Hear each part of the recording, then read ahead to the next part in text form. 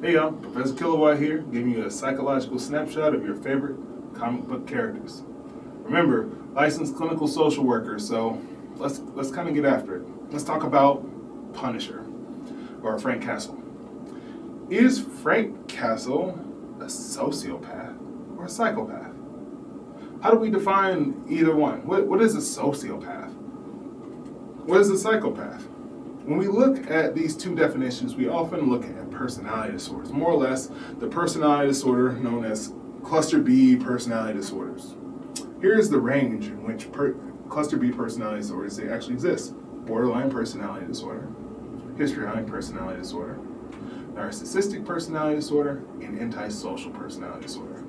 Each one of these personality disorders have their own little twist when it comes to what based off of the experiences in which the person has experienced, or the trauma in which the person has experienced. So when we're looking at the Punisher, Frank Castle is supposed to be a human being in the Marvel Universe, but is often known to have one superpower, which is the ability to experience pain. He's been smushed, stabbed, blown up, decapitated, almost made into a pile of mush, but yet still able to endure many of the pain in which many of us would say no to. But when we talk about why he does what he does, or what is his motivation or his purpose, or what he feels his purpose is, we start to actually look at antisocial personality disorder, and we start to look at more of the narcissistic personality disorder. When we look at antisocial personality disorder, we're looking at someone who sees themselves outside of societal norms. In other words, where Frank Castle is ambivalent the most is the fact that he is trying to hold up the moral fabric of society while demeaning the moral fabric of society.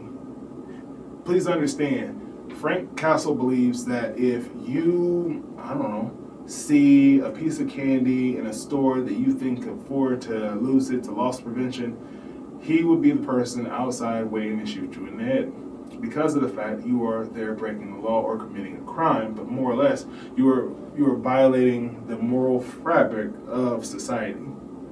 And in his viewpoint, he's lost his family due to entities' inability to adhere to the moral fabric of society, which is the reason why he wants to bring about the consequences to those who avidly break them. So that means stealing a piece of candy, you could get shot. Jaywalking, you could get shot. Anything that disrupts the moral fabric.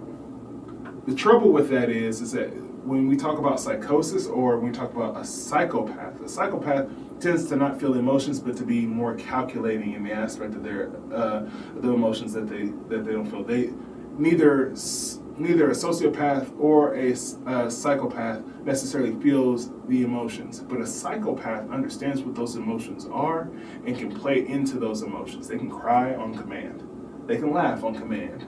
They can model the behavior in which they see in society, not feeling any of it all.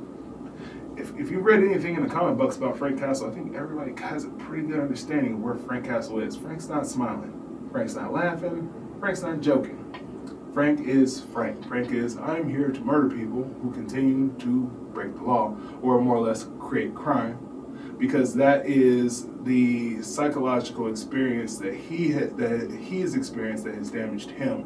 The grief and loss of losing your family has created such a psychological disorder within him that it's not about feeling anything at all. A psychopath understands and can mask themselves in society. A sociopath sees no reason to do so. And what we see is often we see a lot of histrionic tendencies come out of Frank Castle when you are wearing a shirt that has a skull on it to ensure that people know who you are and who's coming. What do you think? Is Frank Castle more of a sociopath or a psychopath? Do you know the difference? Tell us in the comments below. Like us, and we'll see you later.